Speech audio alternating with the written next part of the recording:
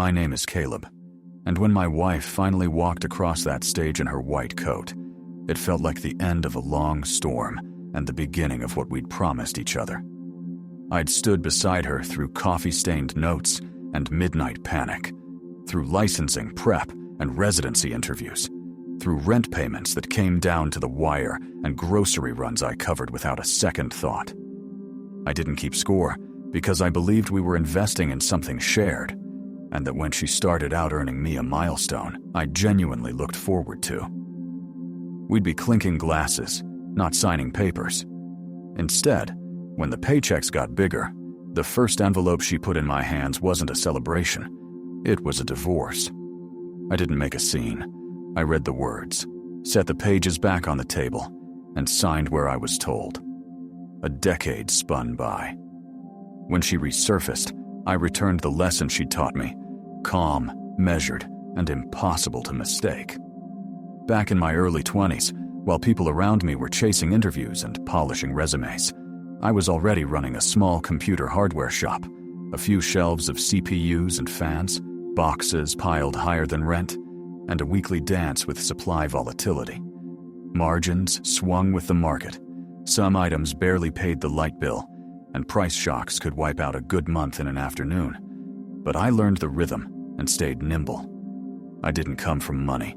Every upgrade in my life wore the smell of sweat and cardboard, and that made progress feel personal. Entrepreneur sounded too glossy for what I did. I was simply relentless, and if I wanted security, I crafted it from hours and receipts. I first met Monica when she was still finishing her undergrad, already obsessed with medicine, already speaking about anatomy like art, already carrying a dream that took up space when she talked. My shop kept me fed and roofed, even if cash flow was lumpy. Her eyes were fixed a few miles beyond where we stood. We started spending long stretches together, the kind where you forget to check the time. Nothing felt small talk about it. She would outline her plan pre-recs, MCAT windows, application strategies, the path into a specialty she had circled, and the intensity wasn't off-putting, it was clarifying. Watching someone sprint toward a specific future is contagious. I found myself leaning in. As we grew closer, I could see the weight she carried: tuition numbers that looked fictional, fees that multiplied, and the background hum of stress that never cut out. Loans were an option, but loan years come due, and I knew what debt does to a person's lungs. So I stepped into the gap. I said I'd shoulder what I could, and then I kept going: rent when her check ran short, groceries when the fridge was narrative instead of food, utilities when midterms swallowed shifts. I told myself it was an investment in us. Help build her dream now, build ours later. If I'm honest, it didn't feel risky. She was disciplined and driven, and she never treated the grind like it owed her a shortcut. I made a habit of showing up late-night pep talks on nights the words wouldn't stick, takeout on the counter when her brain had no room for a stovetop, and quiet payments that let her study without the meter running in the back of her mind. I took pride in being her constant, the one person who didn't need firing up, the person who steadied the ground beneath her feet. I thought that was the shape of love. You lift the heavy end, because the end you share is worth it. What I didn't see was the quieter truth. Some people read generosity as a bottomless well, and when the water runs clear, they mistake it for their reflection. When the acceptance letter landed, the world paused. She'd punched through. It wasn't just her victory. I felt it in my chest like a shared exhale. The late nights, the near misses, the sacrifices we'd laminated with meaning, now pointed at the future we'd planned to walk into together. We got married soon after a small ceremony that traded spectacle for sincerity. No rented chandeliers, no 7-tier cake, just a room of people who could name our middle names and the vows we meant with our teeth. Then school began, and the gears shifted. I knew med school would eat hours. The schedule on paper had already warned us. Living inside it was different. Mornings started before the sun tested the blinds, and nights ended on borrowed couches closer to the hospital. The rare minutes we shared felt like postcards, short, factual, and missing the handwriting we'd known. I called it a season. Bills, meanwhile, didn't respect seasons. Tuition carved its number out of our budget like a tax. Exam fees stacked like bricks. Scrubs and books bled the edges, and the total always seemed to land higher than the line item we'd written. I'd promised I would support us as far as I could see. Pride and love locked hands, and I tightened my belt. The business was already a high-wire act, but I stretched hours, hustled new vendor lines, took uncomfortable risks to keep money moving, and quietly let a few of my own bills slide past the due date so she wouldn't have to juggle theirs. I didn't want the hum of money to get into her head while she memorized the human body. We'd tell the war stories later, I thought, laugh over instant noodles and closed tabs, and call that part of our foundation. Patience felt like the right choice. Love felt like work that was worth it. Graduation would reset the clock, right?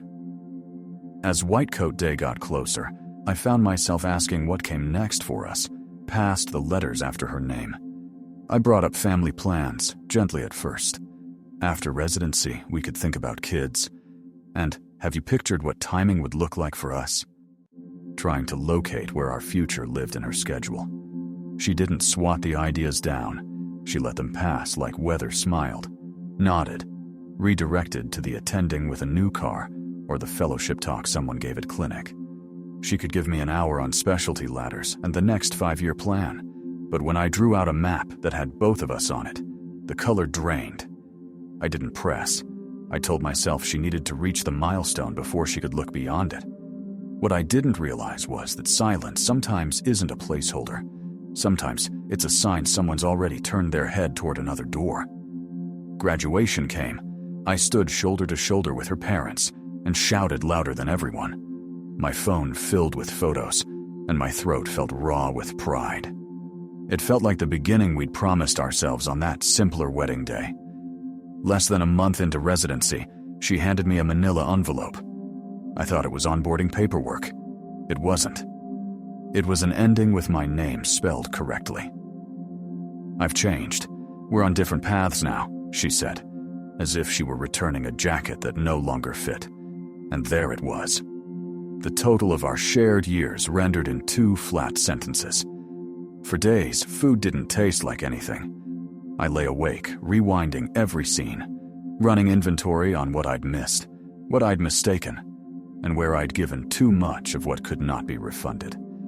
When the fog thinned, I hired counsel. I told the long version, the bills I'd covered, the nights I'd given back, the debt I'd absorbed. My attorney was clinical. Unless there's a written agreement that frames those payments as a loan or an investment, your odds are slim. It didn't sit right. It didn't have to.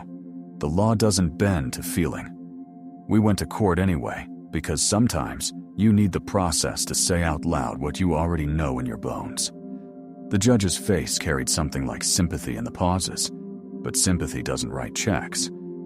The award I received was a fraction a nod that didn't touch the ledger. I walked out of the building hollowed, the story I had believed was ours, replaced by paperwork that called it mine. And that, too, was a lesson. The days after were smaller. I rebuilt from the edge of myself because there wasn't anything left in the center. I tied my routine to the store, not out of hunger for growth, but because a schedule was a rope. My circle shrank to the people who knew how to keep quiet. Advice sounded like static. Pity sounded like consent to drown. Time did its quiet work, and the business found air again.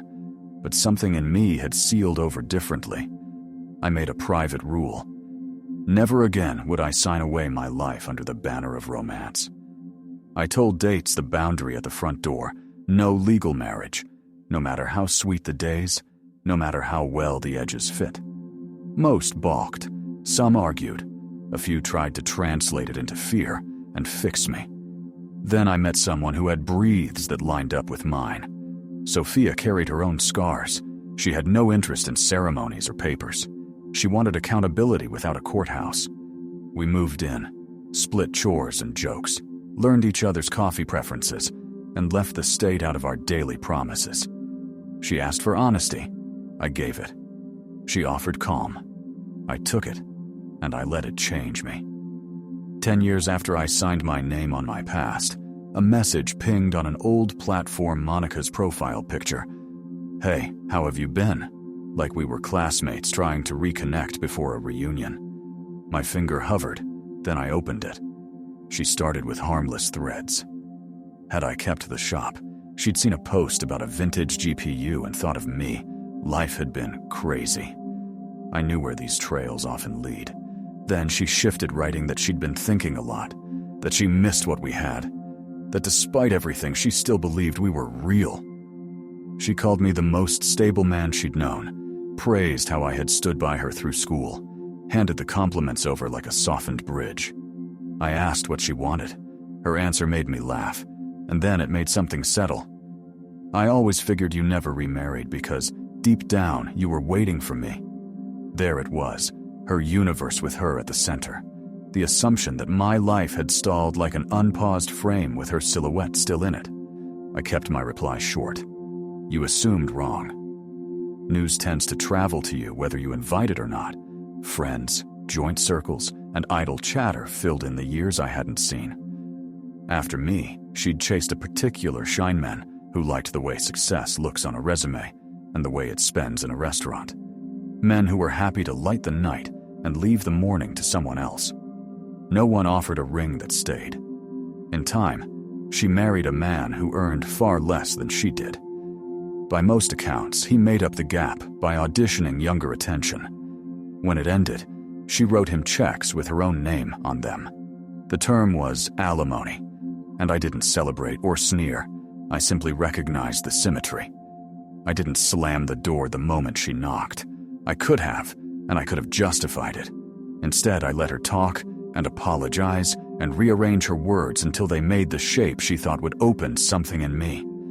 Her tone wanted casual, but urgency bled through small slips like, "I don't want to do life alone. Retirement's a long road if there's no one at the end. And you were always the steady one." She didn't miss me. She missed what I used to offer. Safety without conditions. Stability without friction. A man who would wreck his own budget and body clock to make sure she never felt the ground tilt. So I made a choice. I don't dress up. I mirrored the lesson I'd been taught. I didn't forgive or forget. I didn't go scorched earth either. I let her chase a ghost for a while. I answered sometimes. I said maybe in places where she wanted yes. I gave her half-cool replies that felt familiar to me because I'd lived on the receiving end of that distance for years. "Are you seeing someone?" she asked. "It's complicated," I said. It wasn't. Sophia and I were solid. I simply let Monica believe there was a seam she could pry at. For a month, she leaned into an opening that didn't exist. I matched her during my life with me during hers, present without warmth, reachable without being reached. One morning, I woke up and decided to end the exercise. I wrote that our divorce hadn't ended something good. It had begun something necessary. Losing her had forced me to rebuild, and what I built fit me better than what I'd been wearing when I signed those papers. I said I had peace and had no interest in reopening a door the house no longer contained. The next set of messages arrived hot guilt first, wrapped in passive-aggressive ribbon. "After everything we had, you'd do this. So you were just playing with me?"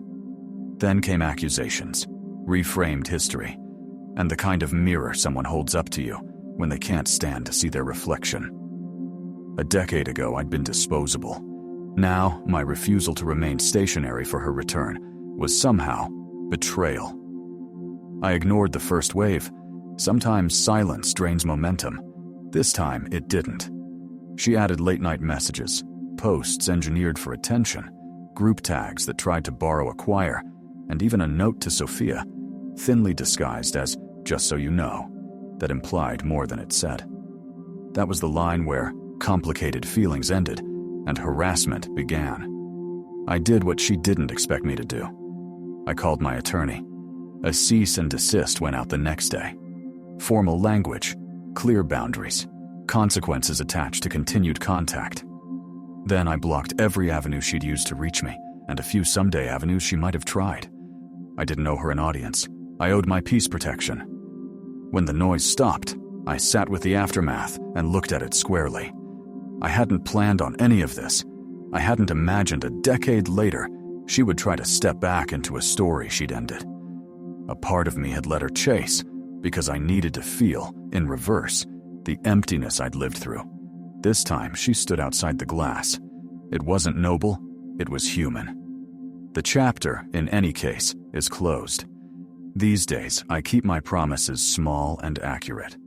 Sophia and I split morning light in a kitchen that smells like coffee. We keep our paperwork simple and our honesty complex, and we don't make love compete with careers or contracts. Monica's name doesn't tug at anything in me anymore. Whatever lesson she thinks I gave her, the only one I needed was the one I already learned. When someone hands you a file labeled End, don't add pages. File it, shelve it, and leave it closed.